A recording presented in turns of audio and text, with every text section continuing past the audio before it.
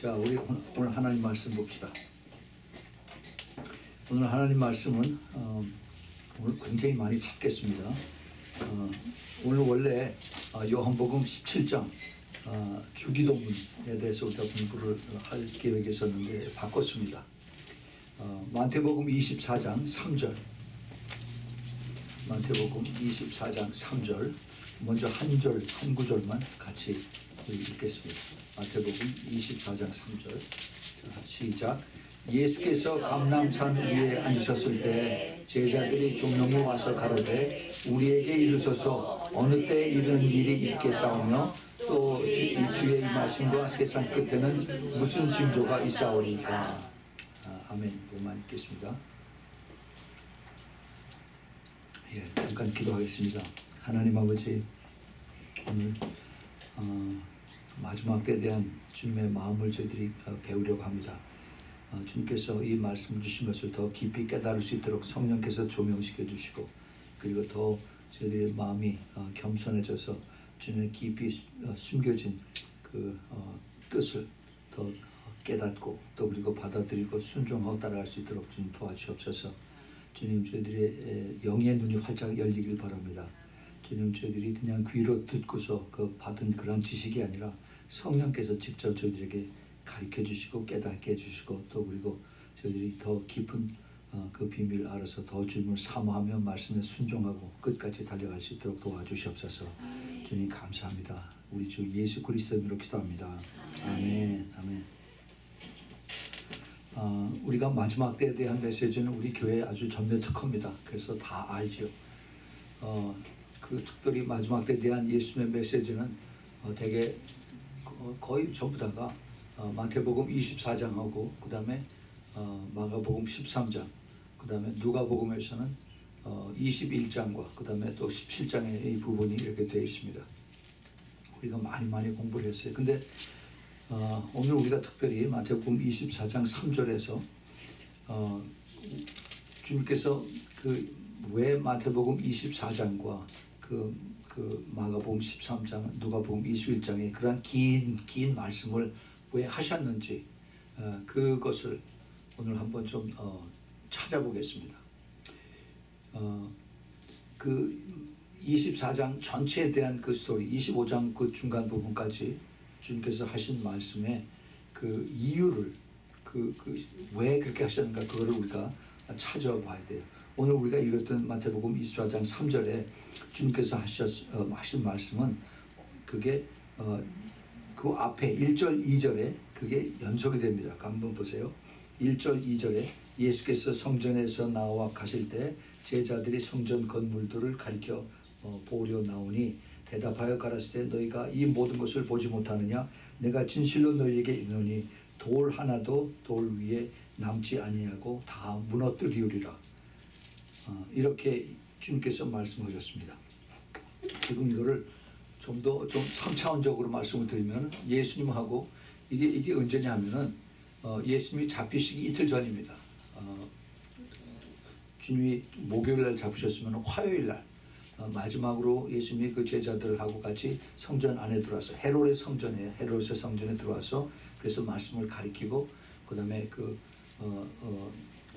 하나라도 더 하나님의 나라에 대해서 가리키고 깨닫게 하시려고 그렇게 가르치고 그 다음에 성전에서 나오셨어요. 그래서 어디로 가셨냐면 그 성전 건너편에 그 기드론 벨이라고 하는 데를 지나서 그 감람산 그 올리브 트리들이 있는 그 언덕으로 올라가셔서 거기서 이제 성전을 바라보면서 이제 말씀하신 것입니다. 지금 성전이 있는 데는 소위 그 템플 마운트라고 해서 모슬렘들 그 노란 그 돔, 황금 돔 사원 있는 그쪽을 바라보시면서 예수님께서 말씀하신 거예요. 제자들에게 그 뭐라고 말씀하시냐. 이제 그 하시는 말씀이 너희가 이 모든 것을 보지 못하느냐. 이 제자들은 거기서 이제 그 헤롯이 지은 그 성전 너무 멋있게 잘 지었습니다. 그때까지 짓는데 46년이 걸렸어요. 46년. 그러니까 46년이면 대단한 세월이죠. 요즘 기술로는 빨리빨리 짓겠지만 그래도 100몇 층 짓는데 그게 한 5년 6년 걸리다고 하잖아요. 근데 그 당시에 기계 하나도 없이 그냥 사람들 힘으로만 해서 46년이 걸려서 어마어마한 돌로 다 만든 그 성전이 되었어요. 근데 그때까지만 해도 다 끝나지가 않았습니다. 계속 이거를 건축 중이었어요. 근데 그거를 보고 제자들이 와, 이거 대단한 건축물이구나 하면서 마치 그 관광객들이 유럽에 가서 그 고틱식 옛날 그 성전 그 뭐죠, 캐톨릭 사원들 이런 걸 보면서 감탄하고 그러는 것처럼 제자들이 그렇게 얘기를 했더니 주님께서 뭐라고 말씀하시냐면, 저거 보고 놀라지 말아라. 저 지금 돌들이 잔뜩 있는데 그 돌 하나하나가 나중에 다 부서지고 그게 다 가루가 될 텐데 그거를 똑바로 아느냐. 그랬더니 예수님께서 하신 말씀을 제자들이 듣고, 예수님이 좋고 하시지 않잖아요. 예수님은 항상 시리어스하게 그것을 가르쳐 주니까 이제 조용히 왔을 때 뭐라고 그러냐면 종용이라고 그래요. 종용이는 조용히다는 얘기가 아니라 privately, 그 개인적으로 와서 이제 예수님에게 물어봅니다.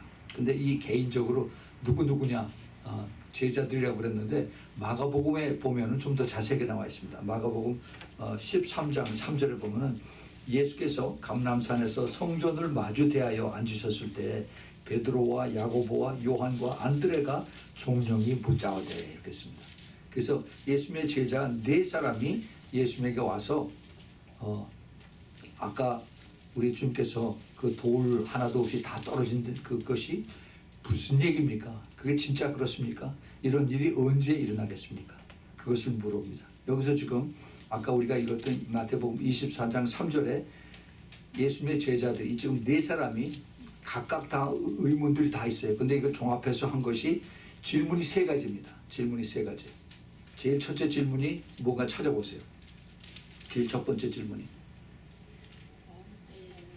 어느 때에 이런 일이 일어나겠어? 이런 일인 게 뭐예요? 이런 일은 돌 하나도 다 그대로 남아있지 않고 다 무너지라. 이런 일이 언제 일어나겠느냐는 거죠. 그게 첫 번째 질문이에요. 그 다음에 두 번째 질문은 주님의 임하심, 주님이 다시 오심, 주님의 다시 오심, 재림이 임하시겠으며, 그 다음에 세 번째는 세상 끝에 무슨 징조가 나겠느냐. 이 세 가지의 질문을 제자들이 예수님에게 물어봅니다. 그랬더니 예수님께서 그 세 가지에 대한 질문, 그 대답을 쭉 다 해주시는 그 내용이 그 전체가 마태복음 24장이고 마가복음 13장이고 누가복음 21장 그 다음에 17장 그 일부분인 것을 우리가 봅니다. 이 세 가지의 질문은 굉장히 중요하기 때문에 예수님은 그 하나도 그걸 넘겨서 뭘 얼버무리지 아니하시고 하나하나 다 설명을 해 주셨습니다. 그것을 우리가 한번 찾아보겠습니다.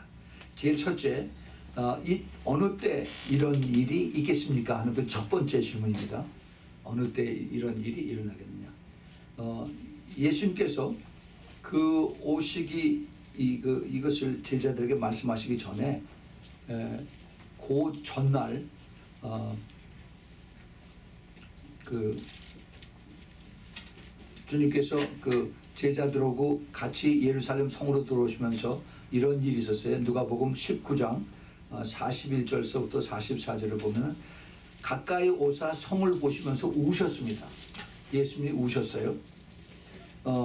가라사대 너도 오늘날 평화에 대한 관한 일을 알았더라면 좋을 뻔하였거니와 지금 내 눈에 숨겼도다. 날이 이를지라 내 원수들이 토성을 쌓고 너를 둘러 사면으로 가두고 또 너와 및 그 가운데 있는 내 자식들을 땅에 메어치어 돌 하나도 돌 위에 남기지 아니하리니 이는 권고받는 날을 내가 알지 못함을 인함이라 하시니라. 굉장히 알듯 모르듯 하는 그러한 말씀을 예수님께서 그 뒤에 따라오는 사람들에게 또 제자들에게 말씀하십니다. 예수님께서 성을 보시면서 울으셨어요. 왜 울으셨을까? 왜 울으셨을까? 자, 우리가 이것을 잘 예수님의 그 각도에서 볼 수 있어야 됩니다. 예수님의 그 눈에서. 예수님은 하나님하고 동격이에요. 그리고 성령하고 같이 일하십니다. 그래서 예수님께서 그 성을 보시고 헤롯 성을 보시면서 그 헤롯 성이 다 무너질 때, 엄청나게 큰 돌로 쌓은 그 성이 돌이 하나도 그대로 남아있지 않고 다 밑으로 다 이것이 허물어져서 그걸 다 깨어서 그렇게 해서 된 것을 주님께서 보고 계십니다. 그럴 때 엄청난 많은 사람들이 죽고 그 로마 군인들이 수많은 사람들을 죽이는 것을 주님께서 지금 같이 보고 계시면서 울고 계십니다. 그렇게 되지 않아도 되는 건데, 그런데 내 백성들이 엄청나게 고난을 당하겠구나 하는 것을 보시면서 그 참 안타까우신 마음으로 예수님께서 우세요. 성경에 보면은 복음서에서 예수님이 우시는 그런 곳이 세 군데 있습니다. 세 군데. 제일 먼저 어딘지 아세요? 나사로가 죽었을 때 거기에 와서 유대인들이 우니까 그 예수님이 같이 우십니다. 그 사람들의 분위기에 맞춰서 예수님이 같이 우시는 게 아니라 그 사탄이 그 죄에 대한 권세를 가지고 그리고 그 유대인들을 꼼짝 못하게 만들고 그리고 매가 없이 그냥 죽으면 그대로 그냥 데리고서 지옥으로 가는, 이것이 너무 화가 나고 그 다음에 너무 안타깝고 그리고 이것을 알지 못하고 그대로 따라가는 이것이 불쌍해서 주님께서 그들을 향해서 우십니다. 예수님의 다시 그 오셔서 그래서 이것을 이제 그 부활하시고 그 다음에 승천하셔서 그 다음에 그 올라가시는 도중에 사탄 마귀들을 다 제압하고 그리고 이것을 다 이기시는, 십자가에서 이기시는 그것이 이루어질 때까지, 그때까지는 이 세상의 사람들이 모두 다 확실한 구원의 확신도 없고 그리고 그냥 막연히 살다가 지옥으로 간 사람들이 많습니다. 사탄에게 속아서. 그래서 예수님은 그들을 보고 그때 우셨어요. 또 하나 예수님께서 우셨던 곳이 있습니다. 어디냐면은 그 마태복음 26장에 보면은 감람산에서 주님께서 마지막 때 이제 기도하실 때 땀이 핏방울처럼 될 정도로 그렇게 해서 기도하셨어요. 근데 그 복음서에는 사실은 거기에 예수님이 우셨다는 얘기는 없습니다. 그런데 그것을 나중에 이제 그 히브리 기자가 어떻게 얘기를 하냐면은 히브리서 5장 7절에 심한 통곡과 눈물로 간구를 했다라고 그렇게 말씀하십니다. 그러니까 그때 예수님이 눈물을 흘리셨어요. 그러니까 바로 이 죄 때문에 내가 가는구나. 이 죄를 내 백성들이 알고 나중에 좀 깨달아줬으면 좋겠다. 그 주님의 그 가득 안타까운 마음을 주님께서 이제 호소로 하셨습니다. 그리고 제자들에게 내가 기도하는 동안 나를 위해서 중보기도 해달라고 그 커버해달라고 그랬는데 그거를 못하고 그대로 3번씩이나 잠을 빠지는, 1시간이라도 깨어서 나를 돕지 못하느냐. 그리고 주님께서 한탄을 하시다가 그러다가 결국 다시 내려오셨습니다. 예수님께서 우시면서 이제 헤롯의 성이 그 돌로 만든 엄청난 그 성전이 다 무너질 것을 여기서 말씀하고 계십니다. 돌 하나도 돌 위에 남지 아니하리라. 왜냐하면은 권고하는 날을 너희가 알지 못하. 권고하는다는 얘기는 이게 the visitation, 하나님의 다시 찾아오시는 날, 하나님이 오시는 날을 너희들이 알지 못하기 때문에 그런 것도 아닌 거죠. 미리 와서 하나님 가르쳐 주신데도 이것을 불순종한 그것이. 이제 나중에 누가복음 21장 그 12절서부터 24절을 보면 좀 더 길지만은 주님께서 마지막 때에 대한 것을 이렇게 길게 얘기를 하십니다. 이 모든 모든 일 전에 내 이름을 인하여 너희에게 손을 대어 핍박하게 하며 회당과 옥에 넘겨주며 임금들과 관장들 앞에 끌어가려니와 이 도리어 너희에게 증거가 되리라. 그러므로 너희는 변명할 것을 미리 연구치 않기로 결심하라. 내가 너희의 모든 대적이 능히 대항하거나 변박할 수 없는 그 구제와 지혜를 너희에게 주리라.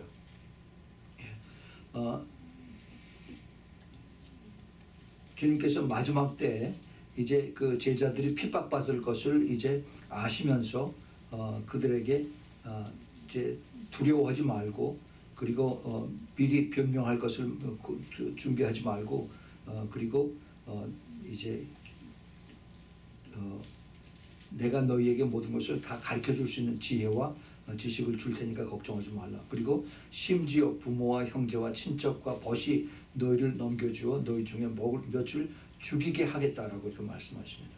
또 너희가 내 이름을 인하여 모든 사람에게 미움을 받을 것이나 너희 머리털 하나도 상치 아니하리라라고 이렇게 확신을 주시. 그 대신 이제 너희 인내로 너희 영혼을 얻으리라. 이제 구체적으로 이렇게 말씀하십니다. 너희가 예루살렘이 군대에 에워싸인 것을 보거든 그 멸망이 가까운 줄 알라. 그때 유대에 있는 자들은 산으로 도망할지며 성내에 있는 자들은 나갈지며 촌에 있는 자들은 그리로 들어가지 말지어다. 이 날들은 기록된 모든 것을 이루는 형벌의 날이라.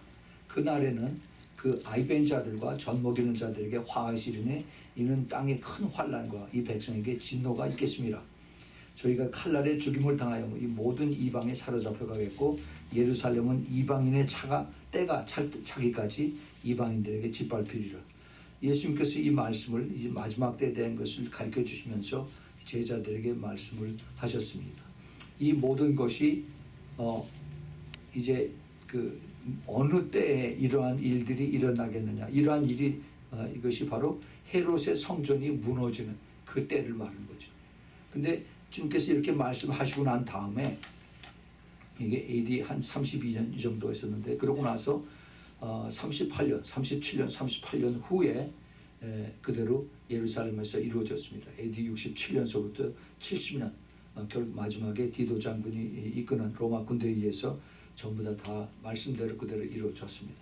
특별히 그 많은 돌들이 다 무너진 이유는 로마 그 장군에게 들어간 소문이 유대인들도 금이 많아서 그 성전을 지을 때 돌 사이에 금들을 다 감췄다고 하는 그런 소문이 퍼져서 그 금을 찾기 위해서 돌들을 다 깼다고 그래요. 그 큰 돌을 전부 다 이렇게 벽을 만들었는데 그걸 하나씩 다 깼다라고 합니다. 욕심이, 탐욕이, 의심이 또 소문이 그렇게 무섭습니다. 그렇게 해서 어느 때 이런 일이 일어나겠습니까 하는 이 대답을 우리가 여기서 찾았습니다. 자, 그럼 두 번째 또 주님에게 물어본 그 대답을 질문을 우리가 한번 또 찾아보겠습니다. 두 번째는 주님의 임하심이 다시 말해서 주님의 재림 때 징조가 무엇일까 하는 것이죠. 주님의 재림의 징조가 무엇이냐. 우리 주님께서 우리 주님에 대한 직접적으로 관계되는 그러한 징조를 두 가지를 말씀하셨습니다. 마태복음 24장 15절과 그 다음에 24장 21절에 대해서 그 직접적인 말씀이 있었는데 그런데 전반적으로 그 일반적인 그 사인은 주님께서 그 해산한 여인의 고통과 같다라고 말씀하셨어요. 그것이 전체를 다 커버하는 그런 그 내용입니다. 그런데 특별히 예수 그리스도께서 직접 관계되는 주님께서 다시 오실 때에 직접 관계되는 그 메시지를 마태복음 24장 15절에서 그러므로 너희가 선지자 다니엘의 말한 바 멸망에 가증한 것이 거룩한 곳에 선 것을 보거든. 그 다음에 괄호하고 읽는 자는 깨달을진저 이렇게 했습니다. 다니엘서 우리가 너무나 잘 아는 다니엘서 그 9장에 나오는 다니엘서 9장 24절, 25절, 26절, 27절까지 그 중요한 그 예언의 말씀 이것 중에서 그 멸망에 가증한 것이 거룩한 것에 쓴 것, 거룩한 것이 바로 예루살렘 성전이죠. 이거는 그 성경학자들이 전부 다 똑같이 얘기를 하고 있습니다. 거룩한 곳, 다시 말해서 이제 그 유대인들이 거기서 제사를 지내는 성전인데 제3성전이라고 우리가 보통 알고 있습니다. 그곳에 이제 멸망에 가증한 것, 이것이 그 다니엘서 11장에 나오는 그 역사상에 실제 있었던 그 헬라의 군대 중에 한쪽인 그 안티오쿠스 에피파네스라고 하는 그 시리아 군대 왕이 그곳에 가서 그 예루살렘 성전에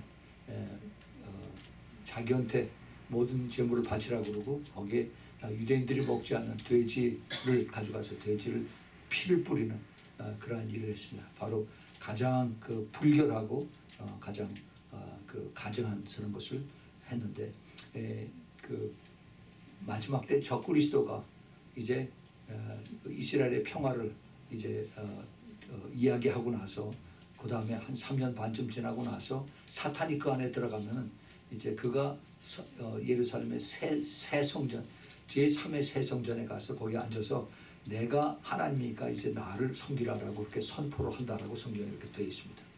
그래서 그것이 이제 예수님이 다시 오시는 것에 대한 직접적인 사인이 되는 겁니다. 그래서 그때부터 카운트다운이 시작이 돼서 1260일 3년 6개월 42개월이 카운트다운이 되는 거죠. 예. 그리고 주님께서 다시 말씀하십니다. 마태복음 24장 21절에 이는 그때 큰 환란이 있겠습니다. 창세로부터 지금까지 이런 환란이 없었고 후에도 없으리라 라고 주님께서 그렇게 말씀을 하셨습니다. 그리고 주님께서 직접 다시 오시는 것에 대한 그 메시지는 마태복음 24장 29절서부터 30절을 주님께서 주셨습니다. 그날 환난 후에 즉시 해가 어두워지며 달이 빛을 내지 아니하며 별들이 하늘에서 떨어지며 하늘의 권능들이 흔들리라. 그때 인자의 징조가 하늘에서 보이겠고 그때 땅의 모든 족속들이 통곡하며 그들이 인자가 구름을 타고 능력과 큰 영광으로 오는 것을 보리라. 예수님께서 직접 이 지상 재림하시는 것을 여기서 가르쳐서 말씀하고 계십니다. 하늘에서 엄청난 천체 사인들이 해, 달, 별들이 다 떨어지고 흔들리고 하는 그런 것을 지상에 있는 사람들이 보고 난 다음에 그 다음에 모든 족속들이 통곡하면서 그때 인자가 구름을 타고 이제 큰 능력과 영광으로 오는 것을 보이라. 요한계시록 1장에도 보면은 그 당시에 예수님을 찌른 자들도 주님이 다시 오시는 것을 보리라라고 말씀하셨습니다. 그래서 우리가 이러한 예수님이 직접 오시는 이러한 모습을 사인을 우리가 볼 수가 있습니다. 그것이 징조죠. 그다음에 세 번째 징조입니다. 이건 좀 까다롭습니다. 세상 끝에는 무슨 징조가 있겠습니까?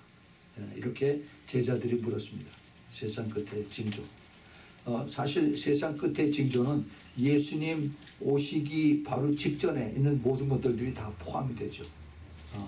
그 예수님께서 오실 때 그 당시의 모든 상황들, 예수님은 그 다음에 그 성경에서 노아의 때와 같다 그러고 그 다음에 롯의 때와 같다라고 이렇게 말씀하셨습니다.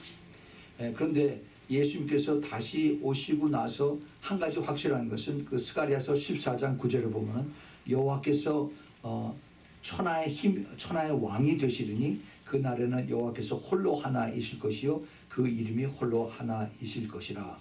이렇게 스가랴 선지자가 말씀을 하십니다. 예수님이 다시 오시면은 천하의 만왕의 왕이고 그다음에 만주의 주로서 이 땅에 임하실 것이다 하는 것이 그것이 결론적으로 되어 있습니다. 자, 그런데 주님께서 지금 이러한 질문을 제자들에게 받았을 때 이 세상에서 주님이 오실 때 어느 때 이런 일이 일어나겠습니까? 그리고 주님의 재림 때 징조가 사인이 뭡니까? 또 세상 끝에 무슨 징조가 있겠습니까? 라고 이렇게 제자들이 물어봤을 때 우리가 이것을 잘 기억을 해야 됩니다. 예수님의 제자들이 이러한 사인들을 예수님에게 직접 물어봤을 때 그 당시에 교회가 없었습니다. 교회가 없었어요.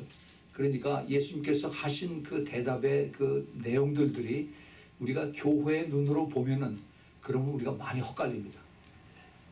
교회가 없었을 때 예수님께서 누구에게 이것을 가르쳐 주셨냐, 누구에게 말씀하셨는가? 예수님의 제자들에게 그리고 같이 있는 유대인들에게 말씀하셨어요. 결국은 제가 다시 한번 결론적으로 쭉 말씀을 드리겠지만은 예수님께서 그 감람산에서 하시는 그 메시지는 우리가 보통 교회들에게 마지막 때 이것이 교회들에게 하신 말씀이구나 그러는데 사실 그게 아닙니다. 이것이 유대인들에게 하신 말씀이고 마지막 때 이스라엘에게 주신 말씀입니다. 우리가 이걸 잘 깨달아야 돼요. 이 말씀은 결국은 우리가 그 구약에서 선지자들이 하신 말씀, 이사야 선지자, 또 그 다음에 에레미야 선지자, 그 다음에 에스겔 선지자, 특별히 다니엘과 그 다음에 이제 다른 선지자들이 하신 모든 말씀들의 거의 대부분이 이스라엘 백성들에게 하신 것입니다. 제가 몇 년 전에 오래전에 그 스가랴서 우리가 공부할 때 제가 아주 자세하게 그걸 설명했어요. 거의 메시지에 거의 한 95%가 거룩한 성, 거룩한 땅, 그다음에 너희들, 이것이 전부 다 유대인들에 대한 하나님 말씀이었습니다.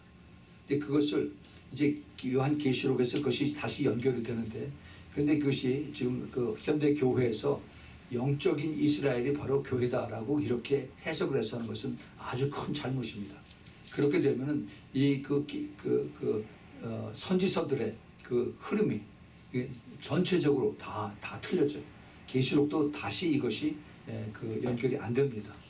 우리가 이것을 잘 깨달아서, 그래서 이 그 성경의 말씀을, 구약의 성경의 그 말씀이 그 다음에 신약에서 어떻게 이루어지고, 그 다음에 신약의 성경의 말씀이 예수님의 마음은 어떻게 이것이 나타내고 하는 것을 우리가 잘 알고 이것을 조화를 맞춰서 해야만 이것이 성령으로 이것을 조명해 주셔서, 그래서 이것이 밸런스가 맞게끔 주 우리에게 이것이 이해가 되는 것입니다. 이것을 억지로 맞추려고 하다 보면은 그러면 그 이해가 안 되는 부분이 많이 있어요.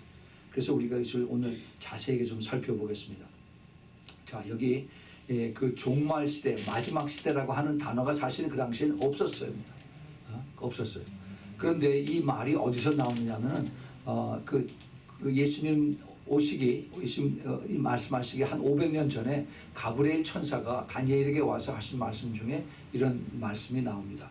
우리가 잘 아는 다니엘서 9장 24절서부터 27절에 그걸 보면은 내 백성과 내 거룩한 성을 위하여 70일에로 기한을 정하였으니 허물이 마치며 죄가 끝나며 죄악이 영속되어 영원한 의가 드러나며 이상과 예언이 응하며 또 지극히 거룩한 자가 기름 부음을 받으리라. 이게 지금 예수님에 대해서 말씀하십니다. 그러므로 너는 깨달아 알지니라. 예루살렘을 증거하라는 영이 날 때부터 기름 부음을 받은 자 곧 왕이 일어나기까지, 예수 그리스도가 다시 일어나기까지 7이레와 62이레가 지날 것이며, 그때 곤란한 동안에 성이 중건되어 거리와 해자가 이룰 것이며, 지금 69이레에 대해서 말씀하십니다. 62이레와 이레 후에 기름 부음 받은 자가 끊어져 없어질 것이며, 장차 한 왕의 백성이 와서 그 성과 성소를 회파하려니와 그의 종말은, 여기 종말이라는 단어가 나와요. 홍수의 엄몰됨 같을 것이며 또 끝까지 전쟁이 있으리니 황폐할 것이 작정되었느니라. 그가 장차 많은 사람으로 더불어 한 이레 동안 언약을 굳게 정하겠고, 그가 그 이레의 절반에 제사와 예물을 금지할 것이며 또 잔포하며 미운 물건이 날개를 의지하여 설 것이며 또 이미 정한 종말까지 진노가 황폐하는 자에게 쏟아지리라 하였느니라. 우리가 이게 잘 아는 다니엘서 9장 24절서부터 27절에 거기 종말이라고 하는 단어가 2번이 나옵니다.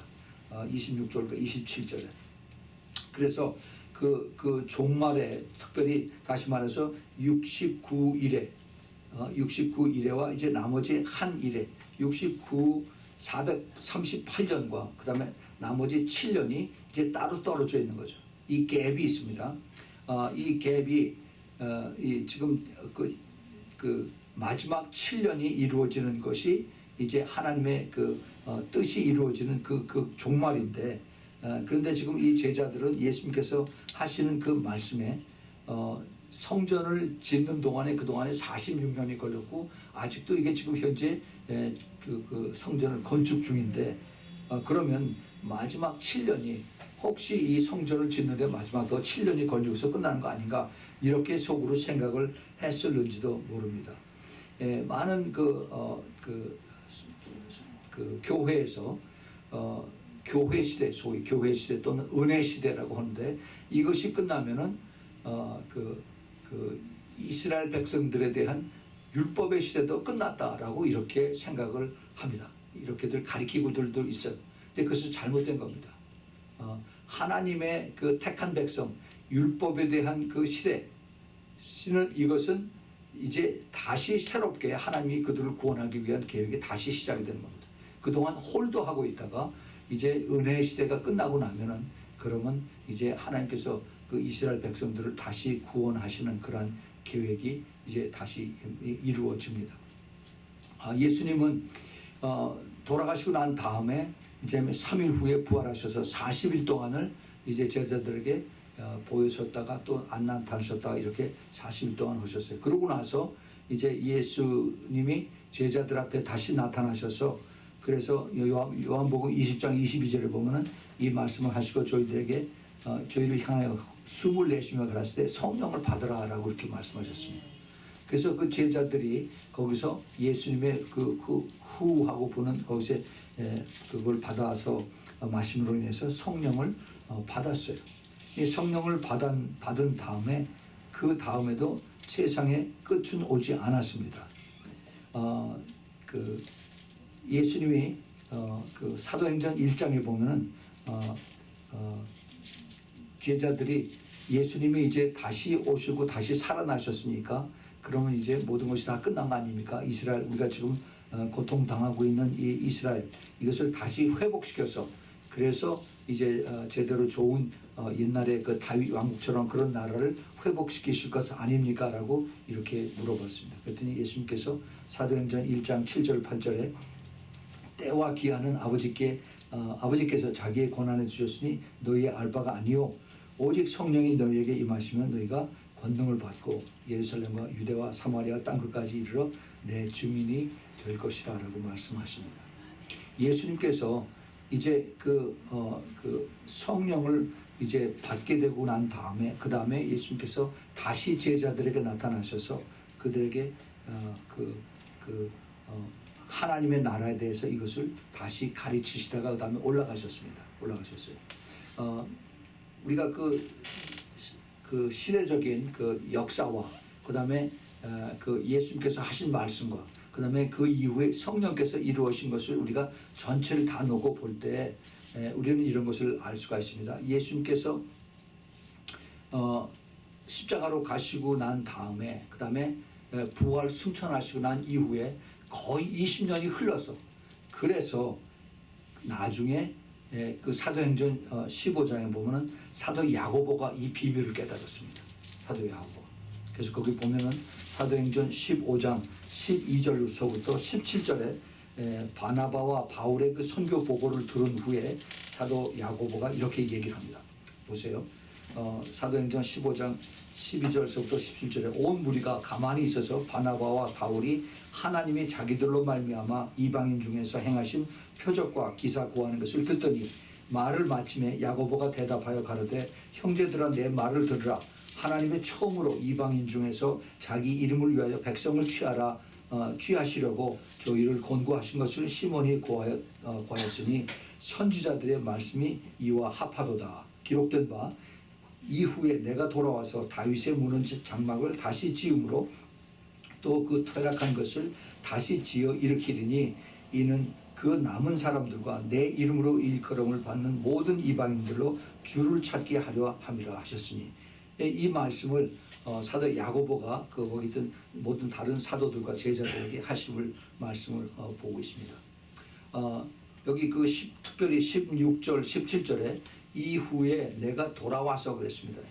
예수님께서 하신 말씀을 예수님께서 다시 돌아오신다라고 그랬어요.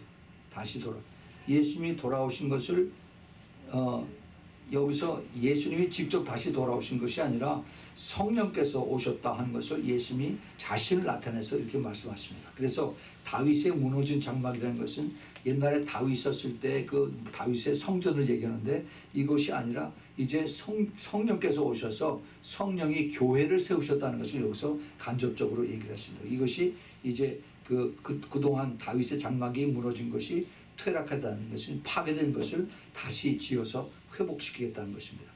그래서 이 남은 사람들과 내 이름으로 일컫는 이제 예수님의 이름으로 일컫는 모든 이방인들로 하여금 주를 찾게 하려 함이라. 이 말씀은 이미 구약의 선지자 중에서 아모스 선지자가 아모스 9장 11절 12절에 이 말씀을 하신 것을 사도 야고보가 이렇게 대신 얘기를 합니다. 그날에 내가 다윗의 무너진 장막을 천당을 일으켜 그 이름을 막으며 그 틈을 막으며 퇴락한 파괴된 것을 일으키고 옛적과 같이 싸우고 저희로 에돔의 남은 자와 내 이름에 일컫는 만국을 기업으로 얻게 하리라.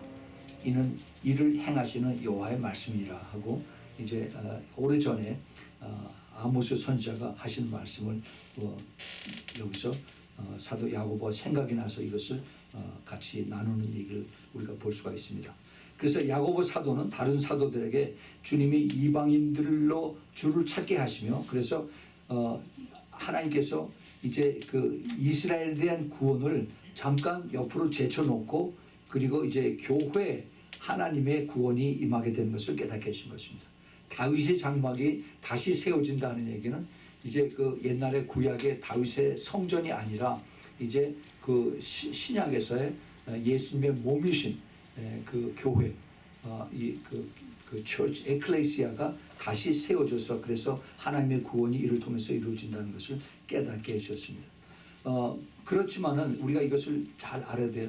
예수님께서 제일 처음에 이 세상에 오셨을 때 예수님의 마음은 이스라엘 구원에 있었습니다.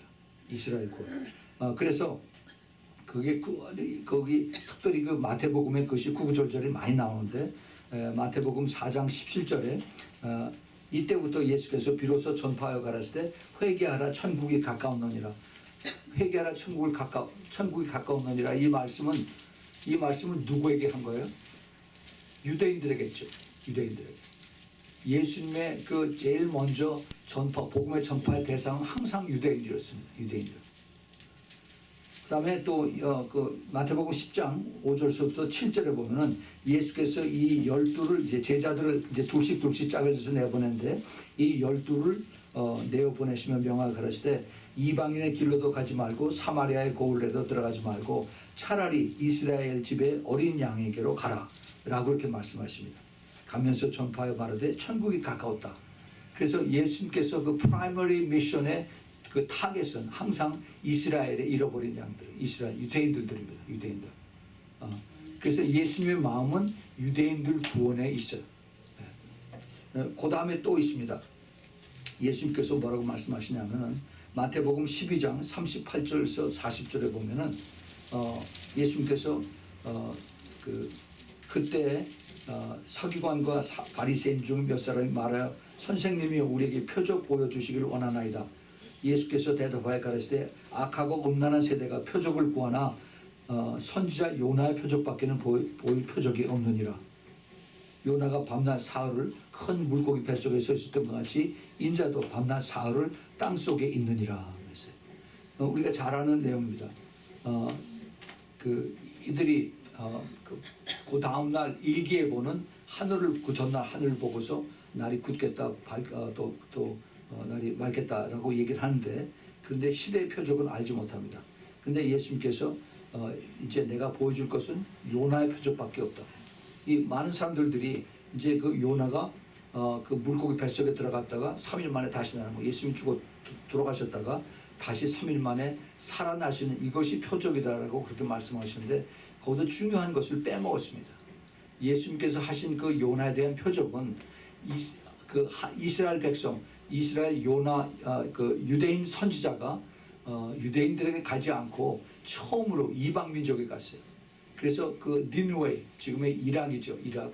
그 니느웨에게 가서 거기에 그 백성들에게 회개하라고 외친 것입니다.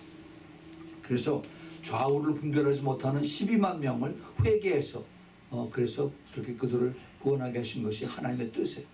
주님께서 하시는 그 말씀의 내용이 내가 이제 감으로 인해서 그래서 이방인들이 더 구원을 받겠다 하는 것을 주님께서 암시하고 계십니다. 하나님의 구원이 이제 이방인들의 회개를 통해서 이루어진다는 것을 여기서 가르쳐 주셨어요.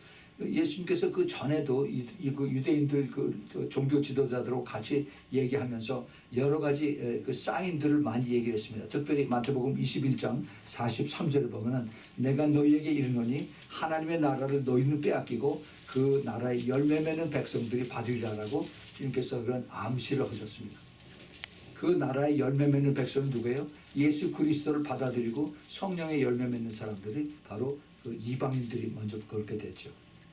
그래서 예수님의 마음은 끝까지 이스라엘과 유대인들을 이제 두시고 말씀을 하셨습니다. 사실 예수님께서 그 돌아가시고 나서 부활 후에 40일 동안 계속해서 그 사도행전 1장 3절에 보면은 저희에게 나타나셔서 하나님의 나라의 일, 천국에 대한 것을 말씀하셨습니다. 제발 나를 믿고 그리고 지옥 가지 말고 천국을 가라라고 유대인들에게 돌아다니면서 말씀하셨어요. 그건 굉장히 중요한 겁니다.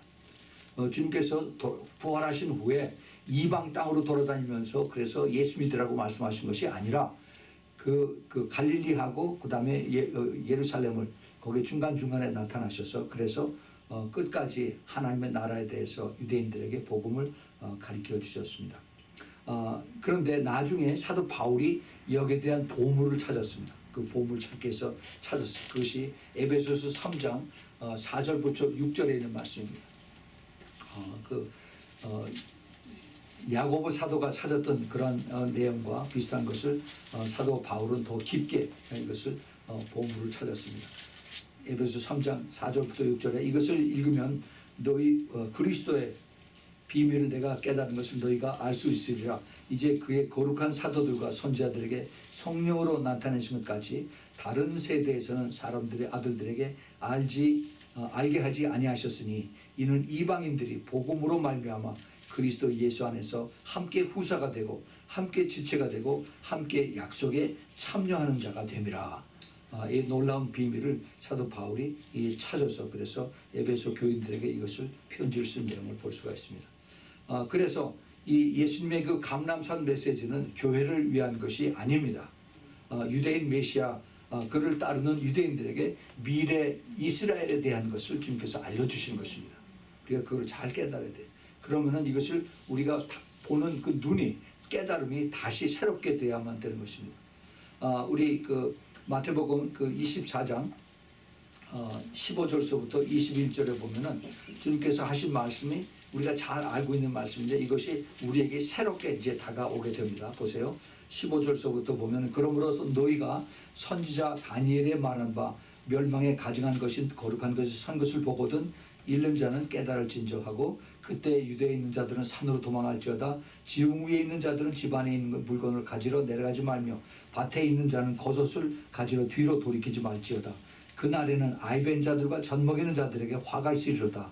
너희의 도망하는 일이 겨울이나 안식일에 되지 않도록 기도하라. 이는 그때 큰 환란이 있겠습니다. 창세로부터 지금까지 이런 환란이 없었고 후에도 없으리라. 이렇게 예수님께서 말씀하십니다. 자, 여기서 우리가 이걸 잘 한번 영의 눈으로 한번 좀 봤으면 좋겠습니다. 15절에 그 너희라고 하는 너희가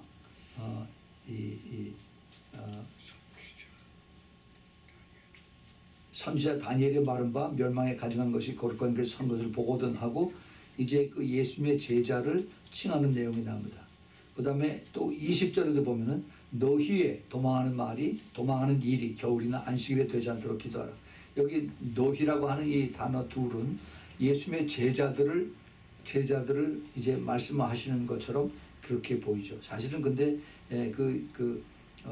예수님이 말씀하시는 대상은 유대인들이고 이스라엘 사람들입니다. 그래서 예수님의 제자들이 여기에 해당하는 것보다는 오히려 유대인들 또 유대인의 그 종교 지도자들 이들이 이제 직접적으로 여기서 해당하는 거죠. 특별히 그 20절 그 후반부에 이 마지막 때 그 도망가는 것이 안식일이 되지 않도록 기도하라 하는 얘기는 아주 그것은 못을 박는 말입니다. 이 안식일을 지키는 건 유대인의 유대인들의 아주 종교적으로 철두철미한 사람들이 안식일을 항상 지키고 그 다음에 그 안식일에 일하는 거 도망가는 거 멀리 가는 거 이런 것을 절대로 금합니다. 그래서 이 마지막 때 이제 그 피난 가는 일들이 안식일이 되지 않도록 기도를 해라라는 얘기는 이 전체의 메시지가 유대인들 종교성이 강한 그리고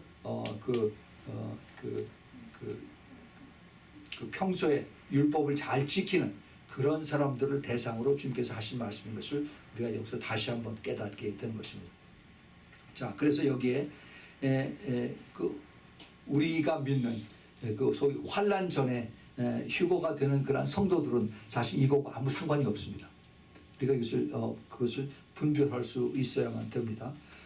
그래서 우리가 지금 읽었던 마태복음 24장, 마가복음 13장, 누가복음 21장의 그 감람산의 메시지가 이스라엘과 유대인들을 위한 것이라면은 이것을 우리가 다시 한번 볼 수 있는 눈이 있어야만 되겠습니다. 그러면 왜 주님께서 교회에 대한 말씀을 하시지 않으셨을까 하는 겁니다.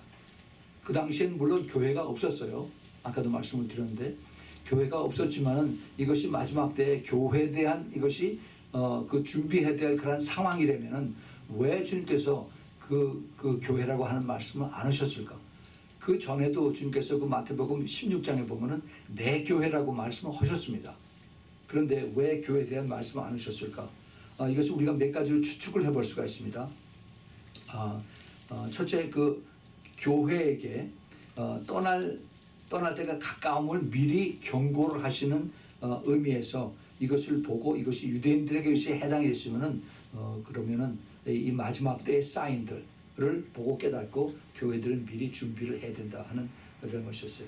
특별히 그 제일 처음에 시작에 이 마태복음 24장 24장 4절부터 8절에 그 해산의 고통이라는 그런 그 단어가 많이죠. 재난의 시작이라고 이렇게 써였는데 그 영어 성경은 birth pain이라고 써요. birth pain. 여인의 해산의 고통, 진통. 그 예수께서 대답하여 가실 때 그 4절 사람의 미혹을 받지 않도록 주의하라. 많은 사람이 내 이름으로 와서 이르되 나는 그리스도라 하여 많은 사람을 미혹해 하리라. 난리와 난리의 소문을 듣겠으나 너희는 삼가 두려워 말라. 이런 일이 있어야 하되 끝은 아직 아니니라.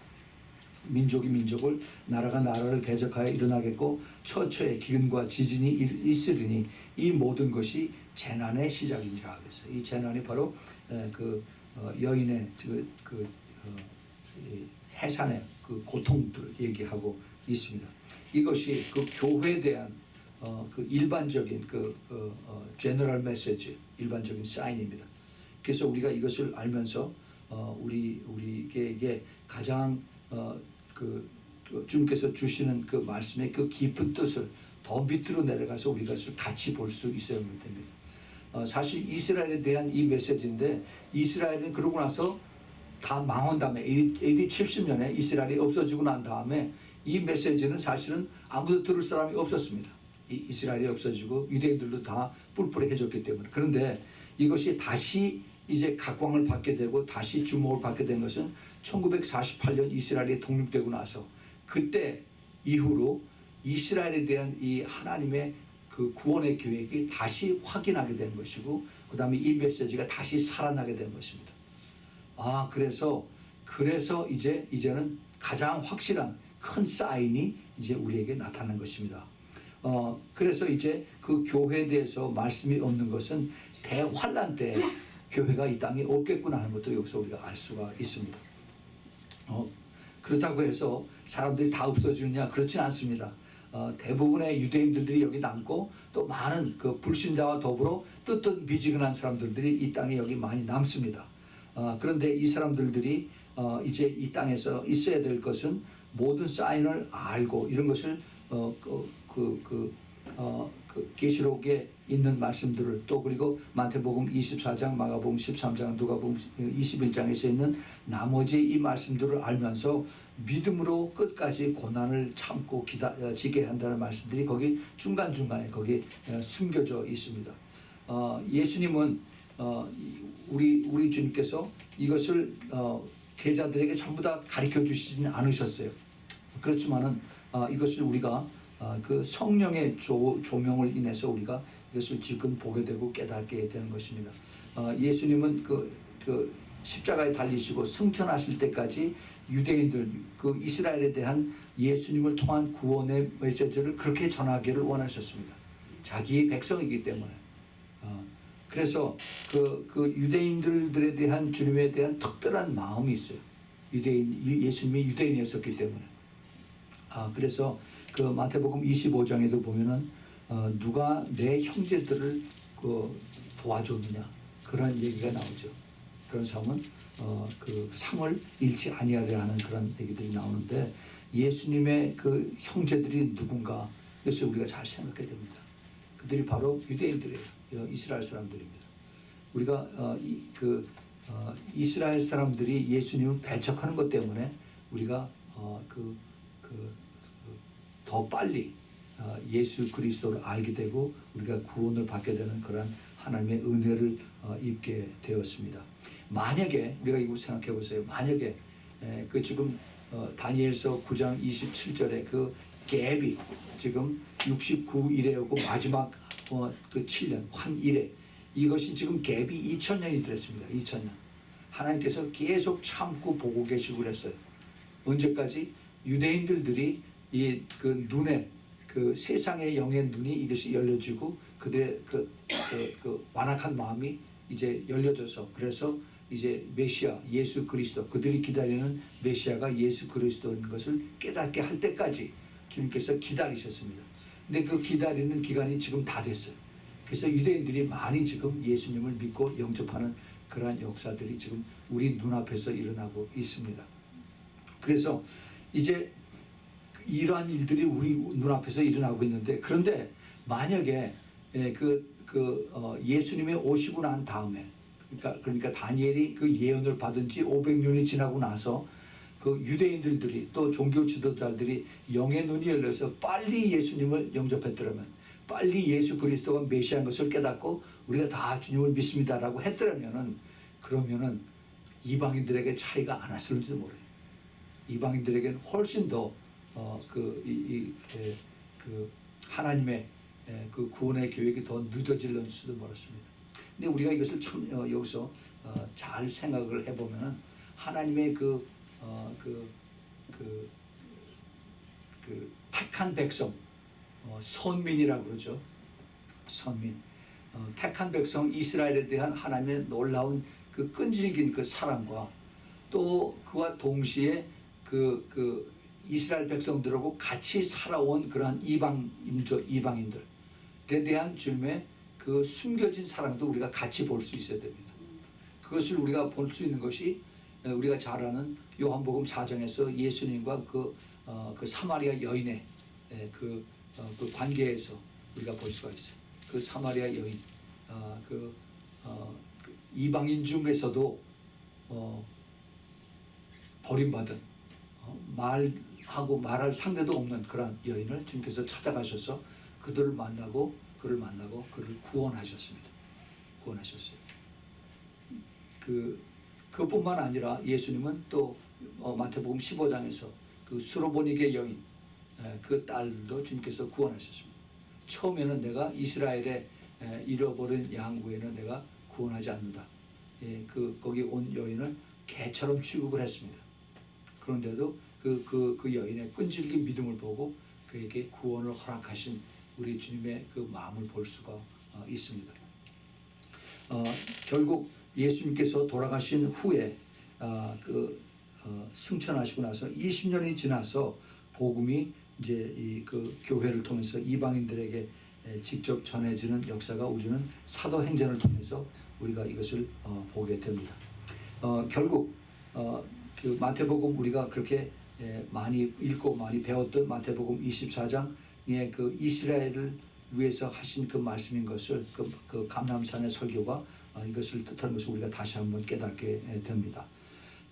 주님께서 사실 이 말씀을 이것을 제자들에게 하실 때 그 당시에는 그 세상에 교회가 없었습니다. 제자들밖에 없었어요. 몇 명 제자들밖에 없었습니다. 그래서 이 하나님의 은혜로 구원받은 그러한 영원한 하나님과의 관계와 그 확신과 또 환난 전에 휴거가 일어나야 되는 그러한 교회에 대한 축복과 그리고 궁극적인 교회가 하나님으로부터 받는 그 하나님의 놀라운 비밀과 섭리와 축복과 이러한 그 은혜가 여기에 다 같이 연결이 되는 것을 우리가 압니다. 그들이 예수 그리스도를 일찍 영접하지 않고 배척하는 그것 덕분에 우리는 어부지리로 예수님을 더 알게 됐고 더 주님께서 우리를 더 사랑하시게 되고 우리를 더 많이 구원을 하게 되었습니다. 우리는 결국은 로마서 9장서부터 11장에 나오는 것처럼 우리는 유대인들에게 이스라엘에게 빚진 자입니다. 그 빚진 자로서 우리는 참 그들을 더 많이 사랑해야 되고 그들을 위해서 기도를 더 많이 해야만 됩니다. 이스라엘에 대한 하나님의 계획은 끝나지 않았습니다. 이제 교회가 점점 이제 문을 닫고 교회에서 성령이 떠납니다. 그 성령이 어디로 가느냐? 이제 복음이 들어가지 않은 곳을 통해서 이제 이스라엘로 들어갑니다. 이스라엘에 지금 많은 사람들이 유대인들이 예수 그리스도를 믿는 그런 메시아닉 주들이 많이 나오고 있습니다. 우리는 이것을 보면서 이제 그 이스라엘의 독립에 대한 그 사인이 이제는 더 구체적으로 하나님께서 이스라엘을 구원하는 그러한 구원의 역사로 이것이 연결되는 것을 이제 봅니다. 그 과정 중에 하나가 요한계시록에 하나님의 이 땅을 심판하는 그런 진노로 내려갈 수가 있습니다. 이것이 이제 전체적인 그 구속사의 그 픽처에서 보면은 우리의 그 교회들의 휴거와 그 다음에 그것을 그 기점으로 해서 하나님께서 세상을 또 빨리 또 심판하시고 또 그리고 다 감겨졌던 유대인들의 눈을 띄게 해서 그들이 예수 그리스도 앞으로 나올 수 있도록 이제 주님께서 그것을 이제 빨리빨리 일으키는 것을 봅니다. 여기에 연관돼서 지금 북한도 그것을 같이 일하는 그러한 한 부분으로 하나님께서 지금 사용하고 계십니다. 제가 시간이 없어서 이거는 더 말씀을 드리지 못하지만은 이제 그 북한이 자기네들은 그것을 이제 핵무기를 만들었다고 그렇게 좋아하고 그렇게 있지만은 결국 하나님 앞에 그 쓰임 받는 그 사탄의 도구로 지금 북한이 쓰임을 받고 있습니다. 우리는 이 모든 것을 영의 눈으로 볼 수 있길 바랍니다. 그냥 우리가 그냥 성경 읽고 성경에서 읽는 그것이 이제 나에게 하는 말씀이다라고 그렇게 얘기를 합니다. 물론 그렇게도 얘기를 해요. 그 로마서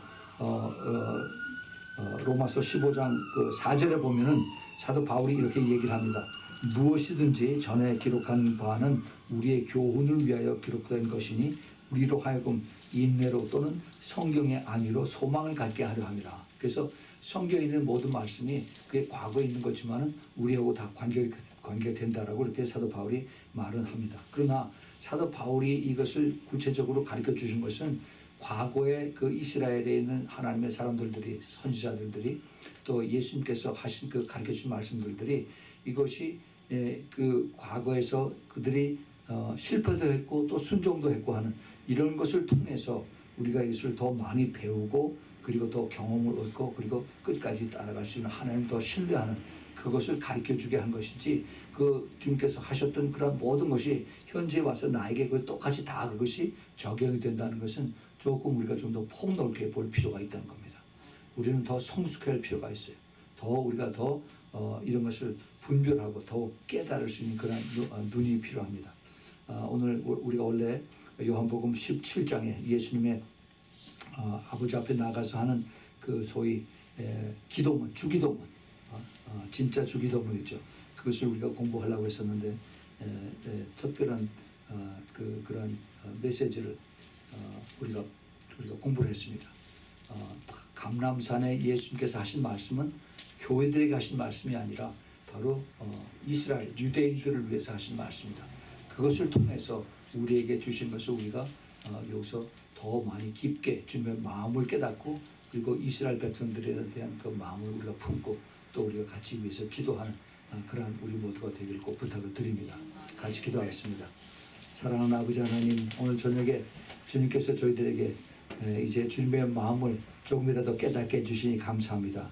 주님, 저희들이 더 성숙하게 더 폭넓게 이제 주님의 보시는 그런 말씀하시는 그런 내용을 저희들이 이것을 깨닫고 주님 하나님의 마음으로 이것을 더 볼 수 있도록 깨닫게 해주시니 감사합니다. 지금 이스라엘에 대한 그 하나님의 마음 이것이 이제부터 더 구체적으로 주님께서 저희들에게 나타날 것을 믿습니다. 그래서 우리 교회들이 이제 빚진 자가 되어서 더 이들을 위해서 기도하고 또 이들이 이제 주님 앞으로 나와서 주님께서 기뻐하시는 그런 그 장자의 구원이 이루어지는 그런 하나님의 뜻이 이루어지도록 도와주시고 또 저희들은 그 유대인들 때문에 저희들이 더 큰 축복을 받은 것을 우리가 더 깨달아서 더 겸손해지고 더 이들을 위해서 기도하고 사랑하는 그런 또 성숙한 그런 이방인들인 교회가 될 수 있도록 우리 모두를 축복하여 주시옵소서. 주님 감사합니다. 주님 안에서는 유대인이나 또 이방인이나 헬라인이나 다 하나라고 말씀하셨습니다. 그것을 저희들이 더욱 깨닫고 더 주님 앞에 감사하며 더욱 주님을 찬양하는 성숙한 우리 모두 되도록 주님 축복하여 주시옵소서. 예수 그리스도의 이름으로 감사하며 축복하고 기도합니다. 아멘.